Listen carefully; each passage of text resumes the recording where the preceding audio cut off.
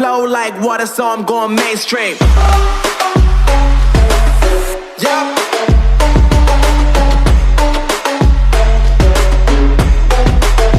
Going mainstream. What's up, Eagles Nation, and welcome to another episode of Eagles Connect. I'm your host, George, and I want to first apologize for not posting a video for so long. Got a new job, been taking up most of my time, but now I'm back up on it, and hopefully I can get a video out on a weekly basis like I was doing before. So on this episode, I wanted to talk about a little bit about free agency because we didn't get a chance to speak about it, and then talk about the upcoming draft.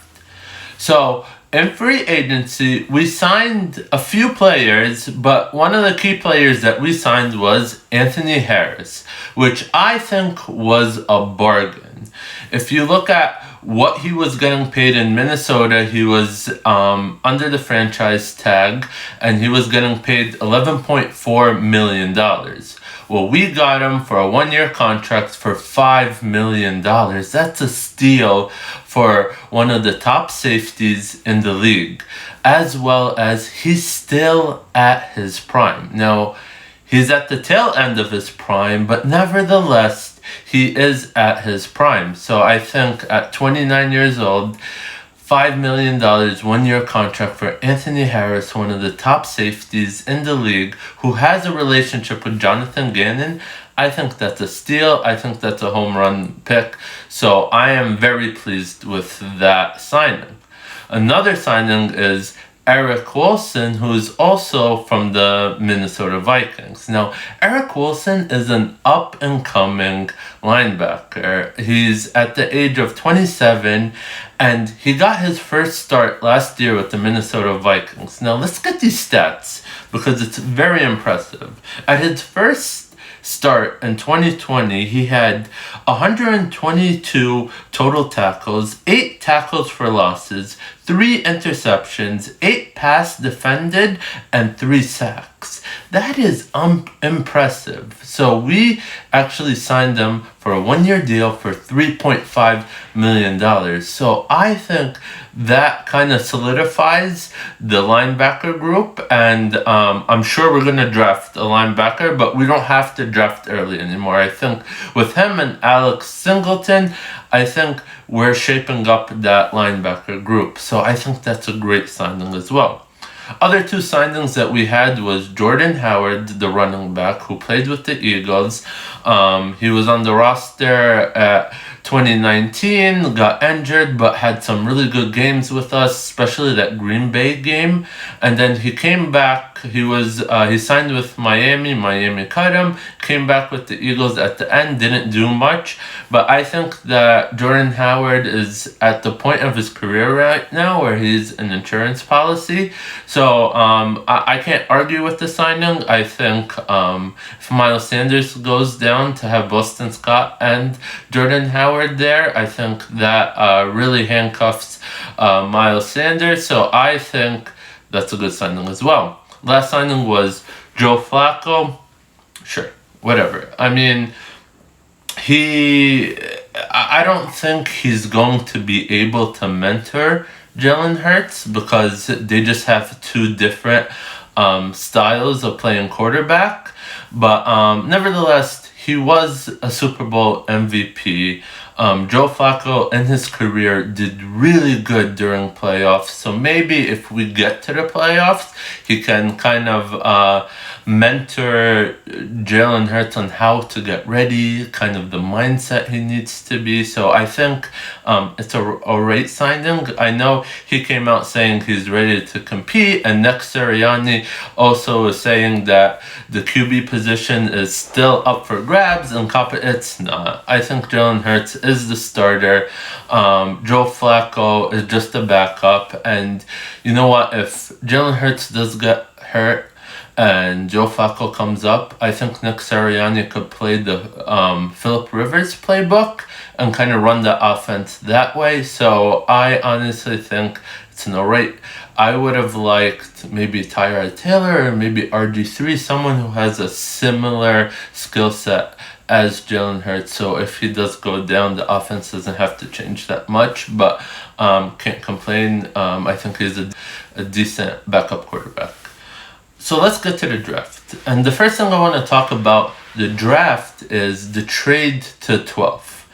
Now, the first time I heard of the trade, I was upset. And here's why. You're losing a generational talent like Ja'Marr Chase or Kyle Pitts by moving to 12. Not only that, you're going behind the Cowboys and the Giants in picks. So I did not like this trade. But the more and more I looked at it, it's honestly just good business done by Howie Roseman. And I'll tell you why. Right? Number one, I think looking when he traded back, the one thing I saw is now they're committed to Jalen Hurts. I don't think you'll have a shot on drafting a QB at 12. So that's good. Number two, we have now 3 potential first-round picks next year, assuming that Carson Wentz plays for 75% of the snaps, which I think he will. If you look at the Colts roster right now, they don't have a backup QB. So I think Carson Wentz will be playing throughout, and that second-round pick will be changed to a first-round pick. So we're going to have 3 first-round picks and a first-round pick this year, giving us 4 total in the next 2 years. And this is telling me that Howie Roseman is trying to move quickly and rebuild this team as quick as possible. We're not in a 5-year rebuild mode. He's trying to turn this thing around in 2 years. So it's just good business. Now, when you look at the 12th pick, there's still a lot of options. Now, I know I wanted Ja'Marr Chase, and I'm not 100% sure what Howie Roseman's relationship is with the Bengals front office, but apparently they are confident that the Bengals will be taking Ja'Marr Chase, which caused them to move back because they wanted Ja'Marr Chase as well. So if that's true, then this trade definitely makes sense, and here's why. I think the 2 needs we need right now is wide receiver and cornerback. And I do believe in the first 2 rounds, we're going to go either cornerback, wide receiver, cornerback. And if you look at it that way at 12, now in that 6th pick, if you are truly going for cornerback, you're not gonna pick one of these cornerbacks at 6, but at 12, you will be able. I think that's where they kind of fall, right? So I think Howie Roseman was kind of looking at the wide receivers in the NFC East. Amari Cooper, CeeDee Lamb, Michael Gallup, Kenny Golladay now, Terry McLaurin, Darius Slayton, Curtis Samuel. Like, look at all these wide receivers. Darius Slay is not going to be able to do this on his own. They're going to need a cornerback opposite of Darius Slay. So I do think that they're thinking in their head cornerback, right? But if a wide receiver falls, which I think they might, I think they have a chance of either drafting DeVonta Smith or Jaylen Waddle. I think they'll do that first. But if not, they will have a crack at the top 3 cornerbacks. So at the end of the day, this trade makes sense in all cylinders. Now, the ammo they have is unbelievable. Number one, they have 11 picks, and they still haven't traded Zach Ertz, which is probably going to they're going to trade him during the draft or they're going to trade him for a pick. But I mean, you have 11 picks and Zach Ertz, and now you have 3 first-round picks next year. You just have a lot of ammo. And I know there's rumors that trading for Russell Wilson or even Deshaun Watson, which every day it's looking unlikely with all the legal issues he's going through. But, I mean, now you just have ammo and you have picks and you're ready to rebuild. So, at the end of the day, I don't think it's a bad trade. On top of that, I think with all this ammo, they could trade up if they need to. And I say this because I truly believe if Kyle Pitts goes down to maybe the 7th or 8th pick, I think the Eagles will trade up and get him. And I would I would hope they would. Now, to move from 12th to 8th or 9th, I don't think it's going to take that much. I think it's going to take the 12th pick, a third round pick, and maybe another later pick. So again, if they were able to get Kyle Pitts, I would do Kyle Pitts in a heartbeat. Kyle Pitts is just mismatch. He is an amazing weapon. He has speed, like a tight end speed. That's not tight end speed. That's wide receiver speed. On top of that, he's an excellent route runner, and he is an elite 50-50 pass receiver, right? So I think if they get Kyle Pitts, who is at 6'6", 246 pounds, and just a huge frame with that speed, I think that is a home run. Kyle Pitts reminds me of Calvin Johnson, believe it or not. Just that speed and that size, he is just unbelievable. So if I was the Eagles and Kyle Pitts fell down, I would take Kyle Pitts. Now let's assume that they stay at 12, right? So what I would actually want them to do is actually, if they had a shot at either DeVonta Smith or Jaylen Waddle, I would take that first over the cornerbacks. And if I had a choice between those two, I would rank DeVonta Smith over Jaylen Waddle. Now, DeVonta Smith is a phenomenal route runner. Heisman winner from Alabama. He's 6'1", and he has a small frame. He's 175 pounds, but his route running is just phenomenal. On top of that, he is explosive out of his cuts. I think if you put Jalen Reagor at the slot, you have Travis Fulgham at the X and DeVonta Smith at the Z position, I think that will set up our offense. So I really like DeVonta Smith. Now, a lot of people are comparing him to Antonio Brown. I actually compare him to Marvin Harrison of the Indianapolis Colts, Hall of Famer. I think he's that good. I really do. Now, if we don't have a shot at DeVonta Smith, then obviously I would go Jaylen Waddle. Now, Jaylen Waddle is an explosive player. He's a big play waiting to happen. He has just tremendous speed. On top of that, the threat to score once the ball is in his hands is unbelievable. Also from Alabama. Now, Jaylen Waddle is a little shorter. He's at 5'10", 182 pounds.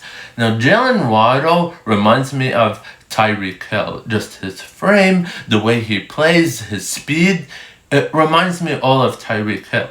Now, the thing that scares me, though, is that type of wide receiver, it is very rare for them to be a number one wide receiver. Now, I know Tyreek Hill did it, but like if you look at some of these wide receivers, there's not many number one wide receivers like Tyreek Hill, like Jaylen Waddle, but I think he potentially has the potential to do so. So don't get me wrong.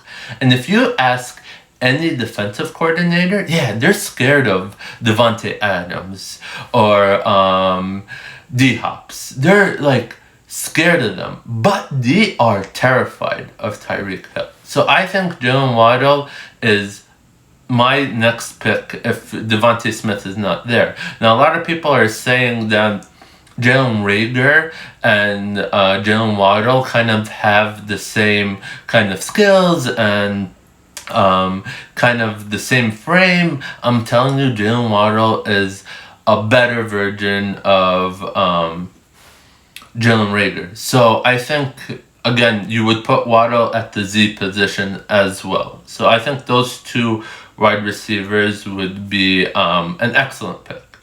Now, if those are off the board, you go cornerback. And the top three cornerbacks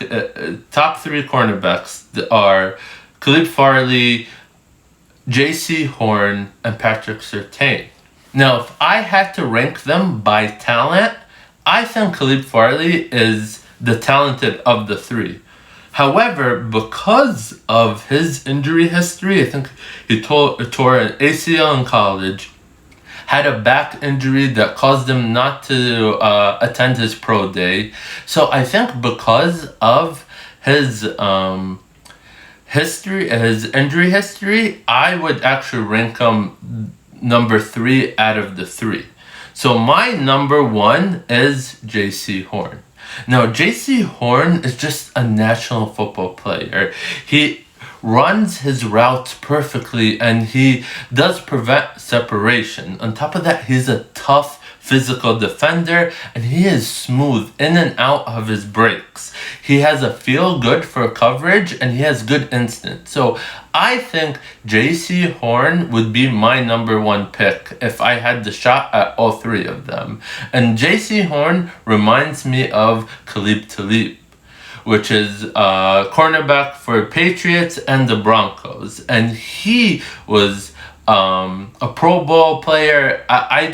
He reminds me so much of Talib and the way he plays.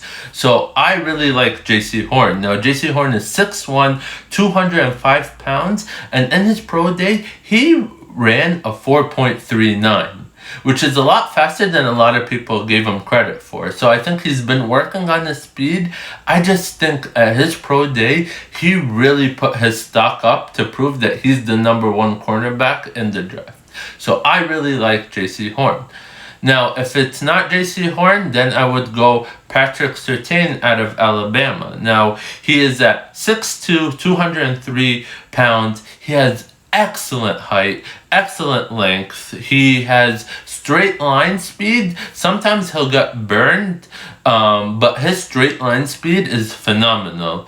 And on top of that, he does do good at preventing separation, as well as his size matches up with a lot of these big wide receivers. Now, the only knock is he only can play outside cornerback, but I think Patrick Surtain would be my number 2.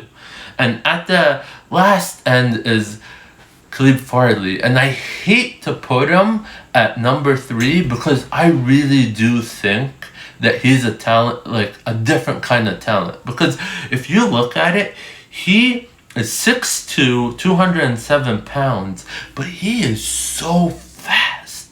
So his coaches actually said that his 40 was a 4.28. A 4.28 at that height and that weight is unbelievable. So he is kind of like that big, physical, like can give you a punch in the scrimmage kind of cornerback. At the same time, he has small cornerbacks speed. So he has like the deadly combination of both. And he reminds me of Antonio Cromartie, who played for the Chargers and the Jets.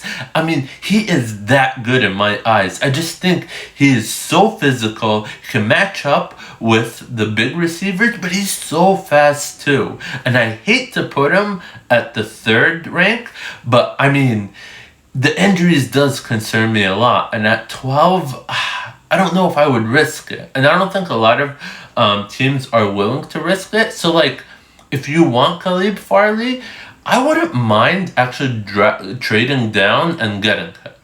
So, I mean, those are my picks. Now, I really, really, really hope that the Eagles don't go offensive line or don't go a defensive lineman. I have a feeling they will, because history shows that they always draft someone on the line, whether it's offense or defense. But I do hope that they either address wide receiver or cornerback, and either or. So, I mean, I think it's going to be exciting. Let's see what happens. Let's see if they trade up or trade down or even trade back into the first. I mean, if they're able to like draft the cornerback at 12 and then draft back up, and I know there was an article saying that there's a possibility that they would trade the 2nd round pick and Zach Ertz to the Bills for their 1st round pick, and they get someone like Terrence Marshall at wide receiver.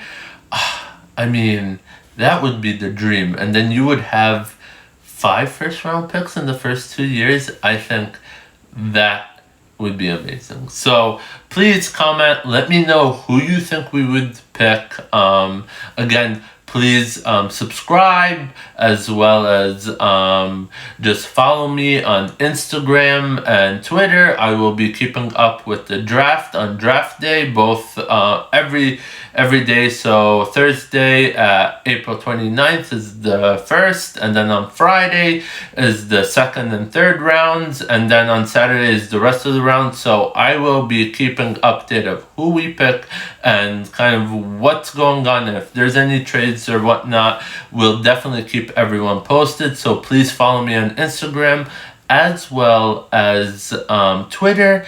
And as always, please subscribe and like, and if you have your notifications, put them on so you can know when I'm posting videos. Until next time, I will be making a video after the draft of my reactions of the draft picks we did. Until next time, this is George, signing out.